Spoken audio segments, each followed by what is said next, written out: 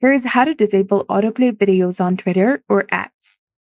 So first, you can go ahead and open the X application on your phone, or you can also do it on your browser. Go to x.com, log into your specific account using your username and your password. After that, tap on the More icon from the left-hand side of the screen, then go to Settings and Privacy. From this page, you need to go to Accessibility, Display, and Languages tab. Now select Accessibility, and here select Media. Go to Data Usage, then find the Autoplay option and select it. Here you'll get two different options, which is on cellular or Wi-Fi and never. Select never, and then come back and your preference will be saved automatically.